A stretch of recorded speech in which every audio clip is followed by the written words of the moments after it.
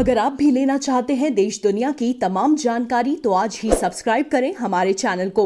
साथ ही नीचे दिए बेल आइकन को जरूर दबाएं ताकि हर अपडेट आप तक पहुंच सके। नमस्कार, प्रभात न्यूज सेंटर पर आप सभी का स्वागत है। केंद्रीय गृह मंत्री अमित शाह ने अपने 2 दिवसीय पश्चिम बंगाल दौरे के दौरान जहां पार्टी कार्यकर्ताओं में उत्साह का बड़ा संचार किया, वहीं सत्तारूढ़ तृणमूल कांग्रेस की बेचैनी बढ़ा दी। अमित शाह ने अपने बंगाल दौरे के दौरान कहा कि वह पश्चिम बंगाल की ममता बनर्जी सरकार के खिलाफ भारी रोष को महसूस कर रहे हैं और इस सरकार के पतन की शुरुआत हो चुकी है। अमित शाह ने लोगों का आह्वान किया कि सोनार बांग्ला के सपने को मूर्त रूप देने के लिए भाजपा को अगली सरकार बनाने का मौका दें। क्रांतिकारी बिरसा मुंडा की प्रतिमा पर माल्यार्पण करने के बाद अमित शाह ने पत्रकारों से कहा, कल रात से मैं पश्चिम बंगाल में हूं और ममता बनर्जी के खिलाफ लोगों की भारी नाराजगी महसूस कर सकता हूं। हमें नरेंद्र मोदी के नेतृत्व में राज्य में बदलाव लाने का पूरा भरोसा है। पश्चिम बंगाल के 2 दिवसीय दौरे पर आए अमित शाह ने भाजपा सदस्यों की हत्या को लेकर तृणमूल कांग्रेस सरकार की आलोचना भी की। एक और तो ममता सरकार के प्रति भयंकर जनाक्रोश दिखाई पड़ता है और दूसरी ओर श्री नरेंद्र मोदी के प्रति एक आशा और श्रद्धा दिखाई पड़ती है कि बंगाल के अंदर परिवर्तन श्री मोदी जी के नेतृत्व में ही आ सकता है। जिस प्रकार से दारुण गरीबी के अंदर फंसे हुए बंगाल में मोदी सरकार ने भेजी हुई सारी सुविधाएं, मदद और बंगाल के लोगों को अपना जीवन धोरण सुधारने के लिए जिस प्रकार का आश्वासन भारत सरकार ने दिया है वो लोगों तक नहीं पहुंच रहा है। मैं इसी क्षेत्र की बात कर लूं, आदिवासी बहुल एक क्षेत्र के अंदर न आदिवासियों के लिए जो घर के पैसे भेजे हैं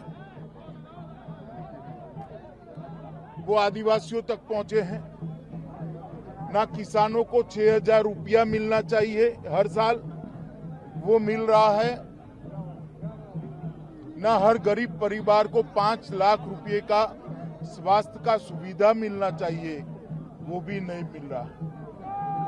भारत सरकार की 80 से ज्यादा योजनाएं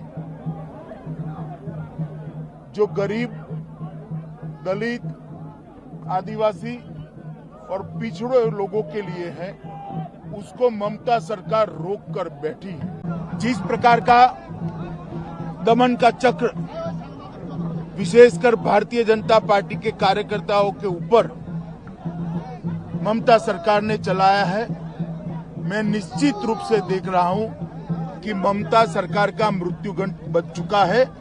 आने वाले दिनों में यहां भारतीय जनता पार्टी की 2/3 बहुमत की सरकार बनने जा रही है। मैं आज बंगाल की जनता को अपील करने आया हूं कि बंगाल एक सरहदी प्रांत है। देश की सुरक्षा बंगाल की आंतरिक सुरक्षा के साथ जुड़ी है। देश की सुरक्षा को सुनिश्चित करने के लिए, बंगाल के युवा को रोजगारी देने के लिए और बंगाल के गरीब लोगों को दारुण गरीबी से बाहर निकालने के लिए इस सरकार को उखाड़ कर फेंक दीजिए। एक मौका भारतीय जनता पार्टी को दीजिए।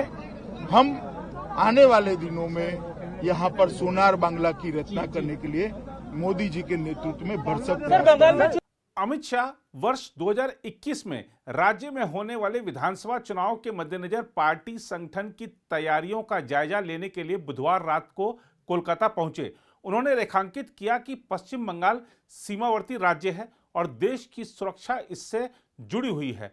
बांकुड़ा के 1 दिवसीय दौरे पर आए अमित शाह के साथ भाजपा प्रदेश अध्यक्ष दिलीप घोष, पार्टी के राष्ट्रीय महासचिव कैलाश विजयवर्गीय, राष्ट्रीय उपाध्यक्ष मुकुल राय भी मौजूद थे। बाद में उन्होंने बांकुड़ा जिले में पार्टी की बैठक की और वह विभिन्न समुदायों और सामाजिक समूहों के प्रतिनिधियों से भी मिले। पश्चिम बंगाल के दक्षिणी हिस्से की 70 विधानसभा सीटों के कार्यकर्ताओं ने इस बैठक में शिरकत की। उल्लेखनीय है कि बांकुड़ा, आदिवासी और पिछड़े समुदाय की आबादी वाला जिला है और यह उन जिलों में शामिल है जहां पर भाजपा ने वर्ष 2019 के लोकसभा चुनाव में अपनी गहरी पैठ बनाई। अमित शाह ने बांकुड़ा जिले के चतुर्थी गांव में पार्टी के दलित कार्यकर्ता विविशान हंसदा के घर भाजपा नेताओं के साथ दोपहर का भोजन भी किया। अमित शाह पार्टी के साधारण कार्यकर्ताओं के साथ अक्सर भोजन करते हैं, जिससे उन्हें जमीनी फीडबैक भी मिल जाता है और नेता तथा कार्यकर्ता के बीच दूरी भी नहीं रहती है। भोजन के बाद अमित शाह ने ट्वीट कर हंसदा के घर बने स्वादिष्ट बंगाली भोजन की सराहना भी की। इससे पहले जब अमित शाह बुधवार रात बंगाल पहुंचे तो उन्होंने पिछले महीने न्यायिक हिरासत में मरने वाले भाजपा कार्यकर्ता के परिवार से मुलाकात की। पूर्व मेदिनीपुर जिले के पताशपुर में मदन घोराई को अपहरण के मामले में 26 सितंबर को हिरासत में लिया गया था और 13 अक्टूबर को उसकी मौत हो गई थी। राज्य भाजपा अध्यक्ष दिलीप घोष और भाजपा के वरिष्ठ नेताओं के साथ अमित शाह ने घोराई के परिवार से कोलकाता हवाई अड्डे पर मुलाकात की। भाजपा ने बताया कि परिवार के सदस्यों ने शिकायत की है कि उन्हें धमकियां मिल रही हैं और दूसरी बार घोराई के पोस्टमार्टम की मांग करने के बाद राज्य सरकार परिवार के प्रति उदासीनता बरत रही है।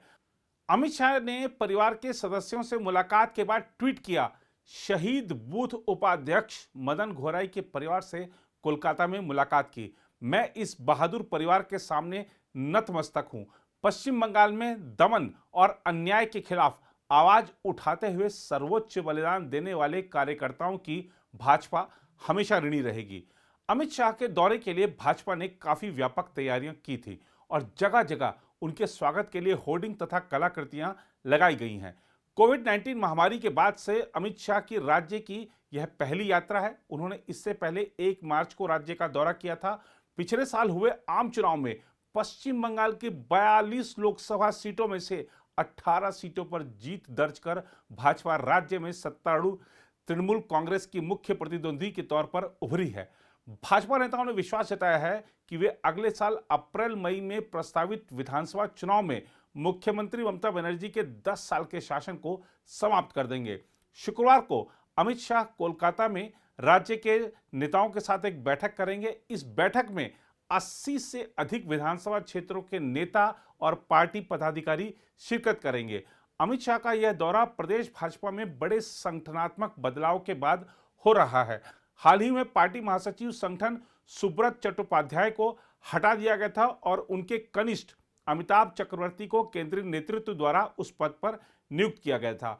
पश्चिम बंगाल में विधानसभा चुनाव 2021 अप्रैल मई में होने की संभावना है। यह भाजपा के लिए महत्वपूर्ण होगा क्योंकि वह राज्य की राजनीति में अपनी बढ़ती प्रमुखता को भुनाने की कोशिश करेगी, जबकि मुख्यमंत्री ममता बनर्जी तीसरी बार सत्ता में वापसी की कोशिश करेंगी।